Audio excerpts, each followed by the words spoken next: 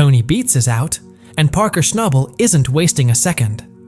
The veteran miner has officially been banned from a major claim, and suddenly, the gold that was once bitterly contested is now wide open.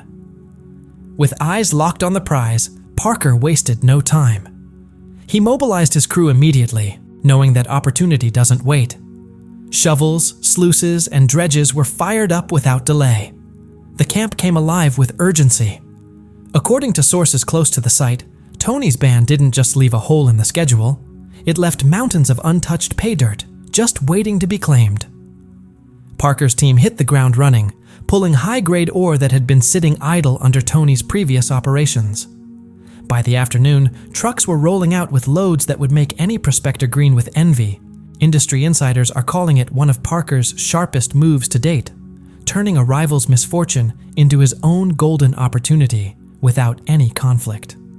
Meanwhile, Tony is stuck on the sidelines, forced to watch as Parker's crew systematically secures every inch of the open claim. It all began just before dawn. Tony's foreman arrived at the pit and stopped cold. The massive dredge, once the heart of their operation, stood silent. Its iron belly, which had churned through frozen earth for years, gleamed under the pale northern sun. But plastered across its frame were bright red government seals. Operations halted. The stickers flapped in the wind like warning flags. Pumps were shut off. Hoses severed. Fuel tanks drained. This wasn't just a pause. It was a total shutdown. By midday, the news had spread through the valley. Crews from nearby mines gathered on ridges, pointing and whispering. Some claimed inspectors found unauthorized expansion trenches. Others believed it had nothing to do with regulations and everything to do with politics. One rumor claimed Tony had defied a new territorial mining directive, brushing off an official warning with his trademark defiance. You don't tell me where to dig. For years, Tony Beets had been the face of Yukon Rebellion, a miner who played by his own rules and built an empire doing it. But this time, it looked like the rules pushed back. The once roaring claim went silent. Dredges that had echoed for miles now sat like cold iron beasts, steam drifting from their stacks. Workers gathered around bonfires, stunned. Tony was nowhere to be seen. Miles away, in a warm operations trailer across the Klondike, another miner was reading the breaking news. Beets' operation suspended indefinitely. Parker Schnabel leaned in quietly. Behind him, his crew muttered, waiting. For a few long seconds, nothing. Just the hum of heaters and static on the CB radio. Then slowly, Parker smiled. He didn't need to say a word. Everyone in the room understood what that smile meant. The Beets shutdown became the talk of the North. Every mining forum, radio channel, and social feed lit up with the news. Veteran miners debated over beers in Dawson bars. Some said Tony had it coming, others claimed it was a setup. One old-timer slammed his fist on the bar and barked, "You think they'd try this on Parker?" Not a chance. Tony had clearly ruffled the wrong feathers. The official report cited hydraulic overreach and failure to comply with reclamation orders. But a leaked memo making its way among insiders hinted at something else. It mentioned confidential complaints, noise levels, disrupted creek flows, and even interference with possible heritage sites. Most telling was a final paragraph marked Classified Review Committee. It referred to third-party submissions. Someone, possibly a rival miner, had provided additional evidence that contributed to the shutdown. When reporters finally caught up with Tony outside the site, he didn't hide his fury. His empire had been brought to a grinding halt. And as the dust settled, one thing became clear. While Tony was forced to stand still, Parker was already digging into his next big win. He tore off his hard hat, snow swirling around his beard. "They call me reckless," he shouted. "I've been working this land longer than half those government suits have been alive. You want to talk about pollution? Look at what the government's been dumping here for a century. They picked me because I don't bow down and kiss their boots." Within hours, the clip exploded online. Half the internet hailed him as a legend standing up to the system. The other half branded him a reckless outlaw who finally went too far. As YouTube channels and mining podcasts argued over Tony's future, Parker Schnabel was sitting quietly in his office. No cameras, no statements, just the low hum of strategy unfolding. The lights were dim, and his desk was covered in maps. His laptop glowed with satellite images, drainage charts, claim boundaries, and lease data.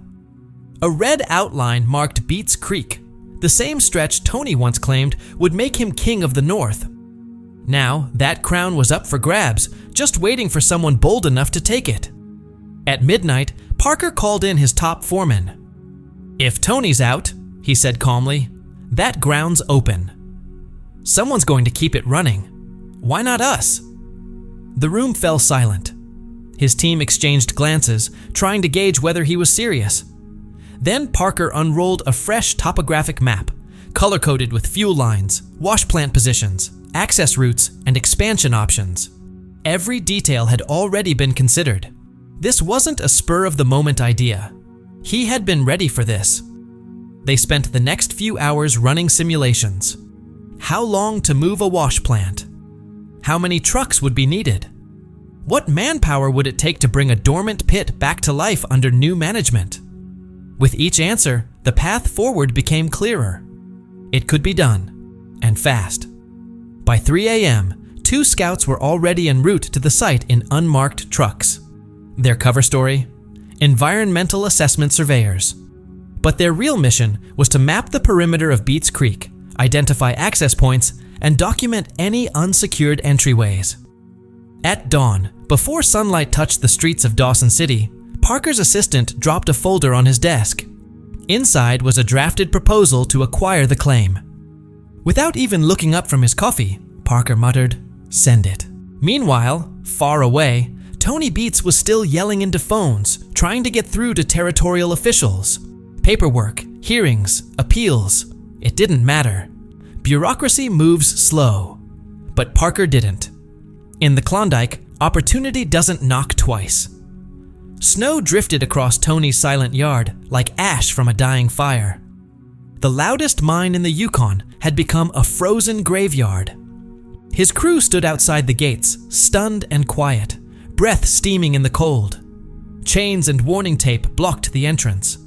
Once powerful machines now sat like relics of a bygone age, wrapped in frost, silent and still. Tony stormed through the yard, boots crunching against the ice, his voice echoing off the motionless equipment.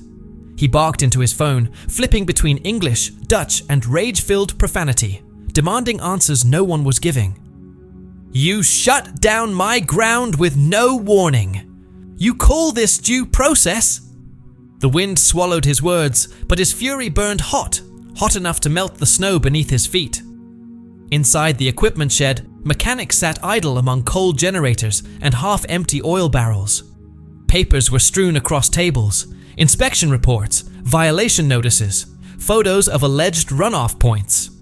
Tony snatched one, tore it in half, and slammed it to the floor. A film crew stayed back, recording the raw unraveling of a mining empire.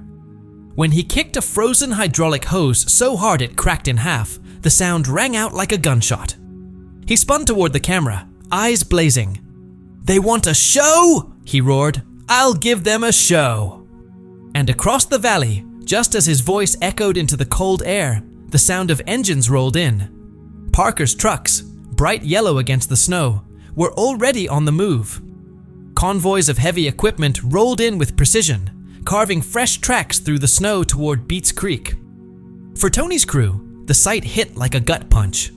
It wasn't just that their operation had been shut down, it was that someone else was already taking their place. No one expected Parker to strike this quickly.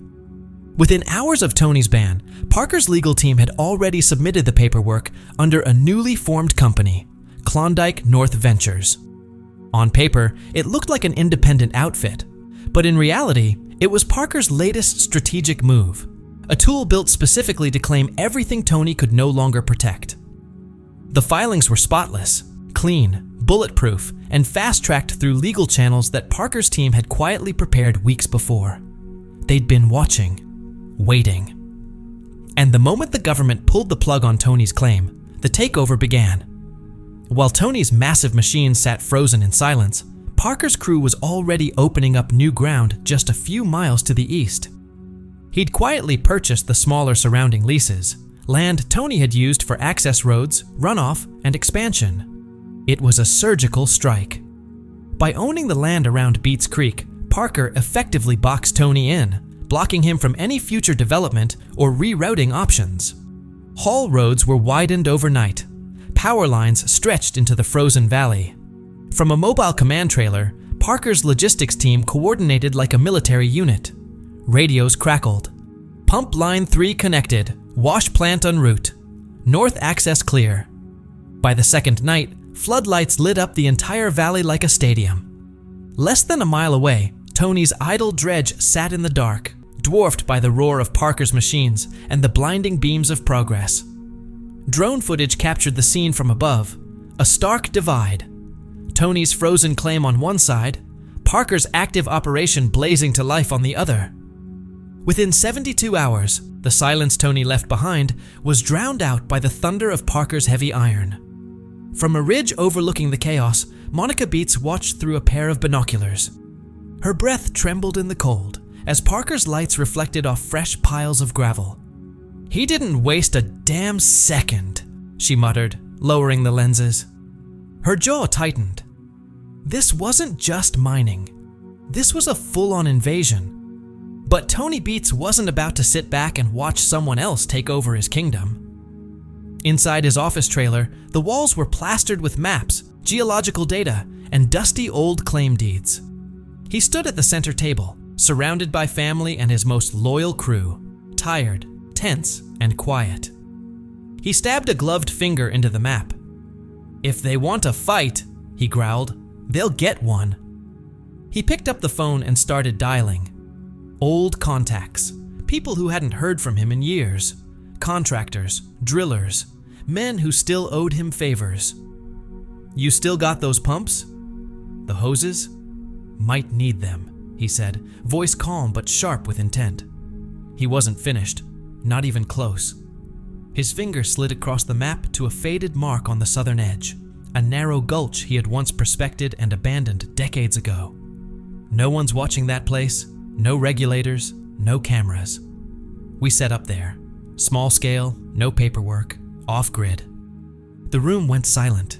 They all knew what that meant. Word spread quickly through his inner circle. Tony Beets was preparing a shadow operation, unregistered, remote, quiet, far from the eyes of officials and cameras. If the government wanted to shut down the name, Tony Beets, then he'd dig without one. Over the next few days, his most trusted crew began slipping away from the main camp, leaving in pairs under the cover of darkness. No logos on their trucks, no identifiers on their fuel drums, just whispers and tire tracks in the snow. The mining community buzzed. Beets is back at it. You can't kill a man like that. Meanwhile, Parker's operation continued to scale at breakneck speed. Bulldozers flattened new ground. Conveyor belts stretched out across the plains. And the first test sluice delivered bright, coarse flakes of gold. Exactly the kind Tony once swore ran through the richest pay streak in the entire territory.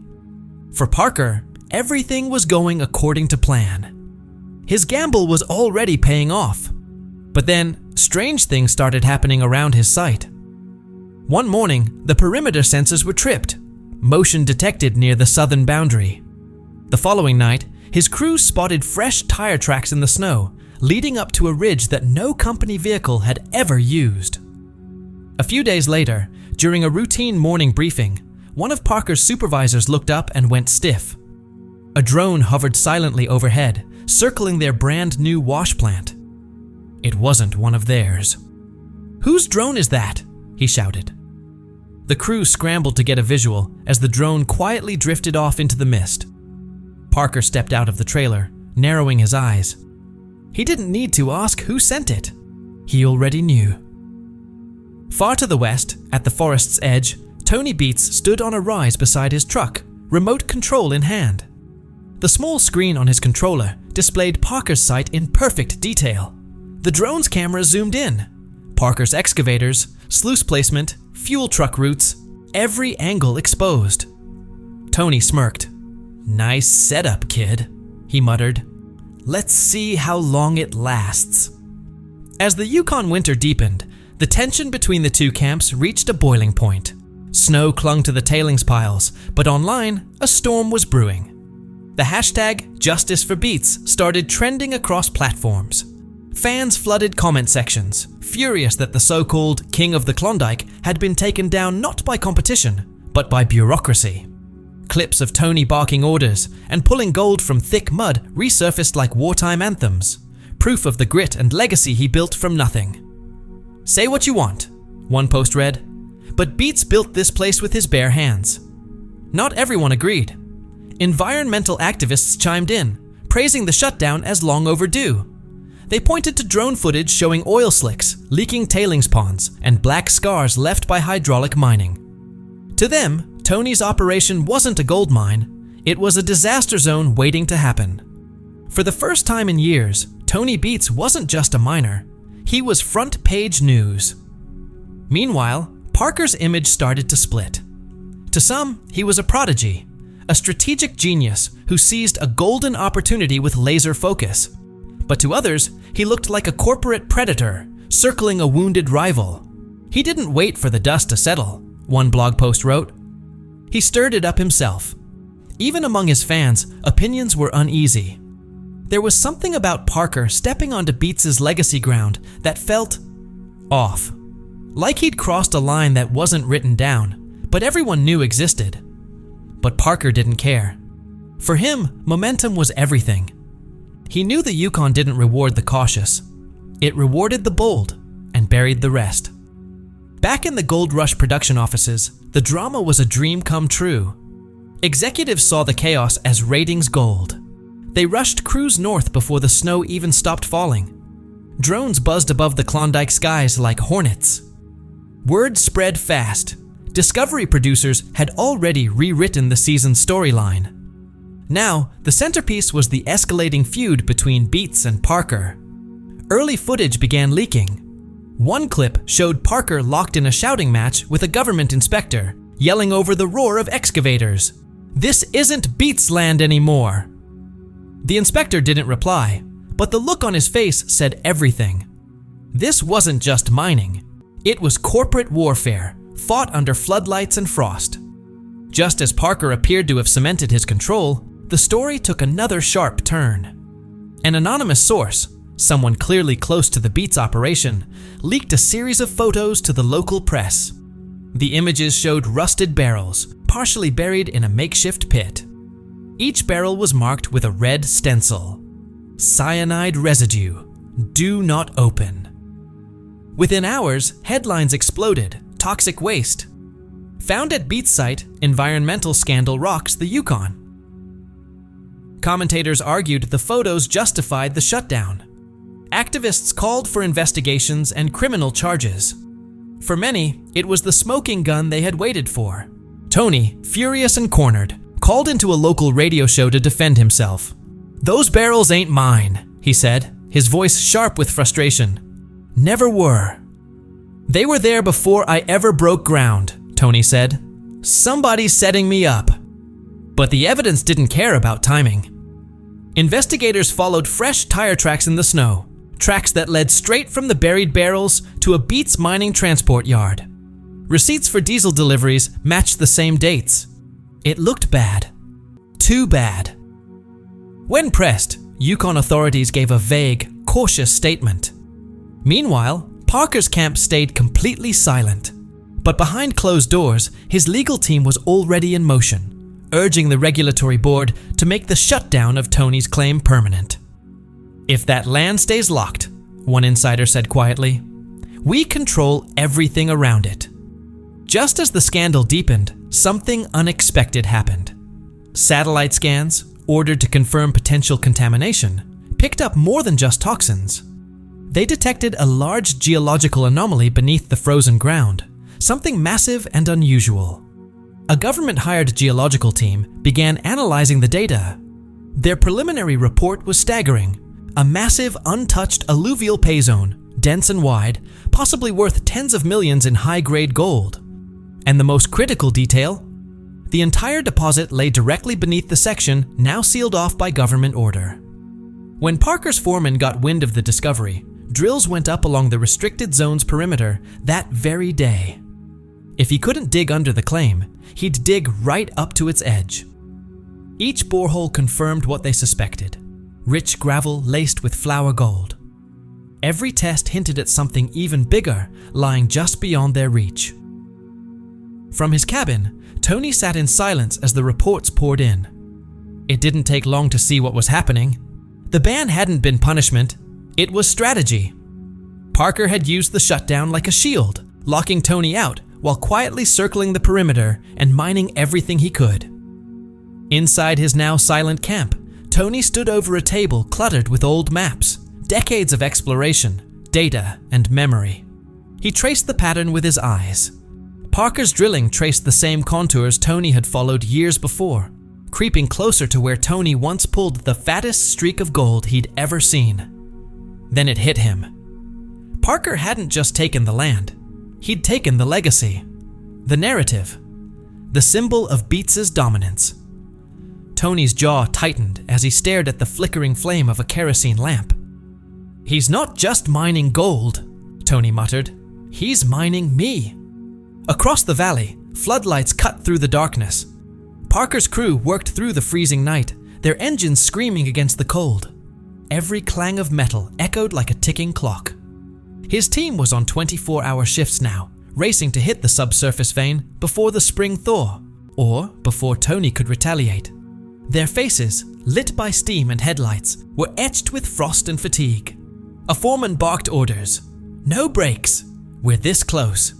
Every load of pay dirt scraped from the edge brought them a little closer to what lay beneath Tony's banned claim. But not everyone was sleeping peacefully under those lights.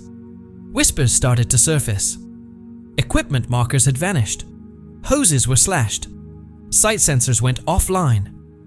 At dawn, drone scans captured shadows moving along the tree line. Figures in dark parkas, pulling up survey flags and slipping back into the woods. Then, Parker's communications tech picked up strange signals. Bursts of radio static, low-coded transmissions between unknown parties, and, once, a clear voice muttering, "They won't see it coming." Tensions exploded. Both camps began accusing each other of sabotage. Fuel tanks were found mysteriously drained. Bearings vanished from loader trucks. A sudden rockslide blocked the haul road, shutting down transport. By midday, local police were on site, blue and red lights flashing against white snowdrifts. They called it a territorial dispute. But everyone on that mountain knew what it really was: a war for gold. The officers handed out warnings, but no one blinked. Too much pride was at stake. Too much gold. The situation had gone too far for peace. The law was just background noise now, drowned out by diesel engines and drilling rigs. Tony didn't strike back in the field. Not yet. He went to court. His lawyers filed an emergency injunction demanding his mining rights be restored. They accused the territorial office of unlawful seizure and hinted at corporate collusion behind the scenes. The legal filings didn't just target government inspectors. They went further, naming Parker's shell company, Klondike North Ventures, as a key player in what Tony alleged was a coordinated move to push him out. Within hours, Parker's legal team struck back, launching a counterclaim that accused Tony of defamation, interference, and sabotage. Just like that, the battle shifted to the Yukon Supreme Court. Outside the courthouse, chaos unfolded. Reporters, fans, and camera crews crowded the steps. Gold Rush producers seized the moment, hyping the spectacle as the trial of the Klondike in viral teasers. Inside, Tony sat in a weathered black jacket, staring across the aisle at Parker, who, for once, wasn't smiling. Testimonies dragged on for days. Environmental officers described leaking waste and missing permits. Mechanics spoke about damaged machinery. But the real shock came when a series of leaked documents were presented, revealing that several board members from Parker's shell company also had ties to the environmental inspection firm that had triggered the shutdown. For a moment, the courtroom went silent. Everything changed. Questions erupted. Had the shutdown been part of a larger scheme? Was Parker's takeover built on more than strategy? On insider connections? His legal team scrambled to explain it away as simple corporate overlap, not corruption. But the damage was done. Public opinion split sharply. What had once looked like a brilliant business move now resembled a power play from the shadows. The judge, overwhelmed by the growing storm of evidence, media attention, and public pressure, delayed the ruling, pending further investigation. In the meantime, both mining operations were suspended. Frozen, literally and legally. Weeks passed. Camps emptied. Equipment sat half-buried under snowdrifts. The Yukon, once alive with roaring engines, went quiet. In his workshop, surrounded by rusting dredge parts and silence, Tony sat alone, staring at an old photo of him and his family, standing proudly in front of the Paradise Hill plant, before everything unraveled. "They think I'm finished?" he said aloud, his voice echoing off cold steel. Not a chance. He grabbed the back of a fuel invoice and started sketching. New blueprints, new plans. Something off-grid, untouchable. Something no one could shut down. Meanwhile, Parker moved in the opposite direction. With his northern claims caught in legal limbo, he pivoted south. New ground, new equipment, and even higher production goals. Investors still backed him, but the glow around his brand had started to fade. Whispers followed him of secret deals and manipulated outcomes. The golden boy of the mining world now carried the weight of scandal. Still, he pushed forward. "Let them talk," he told one reporter. "Gold doesn't care." The Yukon Mining Board announced a sweeping inquiry into both operations. They promised reform and transparency, but few believed that would be the end of it. Rumors were already circulating that the next season might bring the unthinkable, a secret alliance between Tony and Parker. At first, the idea sounded absurd. But as environmental restrictions tightened and operating costs soared, even enemies might find reason to work together. One old-timer summed it up to a documentary crew. "You don't beat the system out here. You learn to survive it." By spring, the story had already become legend. Locals called it the Gold War of the Klondike, a feud that began with a shutdown and ended up reshaping the future of the entire valley. Historians compared it to the Great Claim Wars of the 1890s. Fans called it a soap opera with excavators. But the ones who lived it knew the truth. This was never just about gold. It was about legacy, about pride, about two men too stubborn to walk away, each trying to carve their names into the frozen Yukon earth. And as the sun finally rose over the thawing creeks, both camps prepared for the inevitable. The next strike. Between them stretched a valley of silence, two rival empires waiting, watching, and ready. The wind howled through the empty sluice boxes, rattling frozen pipes like dry bones. But deep beneath the permafrost, a golden vein still slept, untouched, unseen, and now the heart of a feud that had outgrown dirt, profit, or even survival. Now it was about something else entirely. Pride, power, and the unspoken law of the Klondike. Hesitate for 1 second, and someone else will dig your dream right out from under you.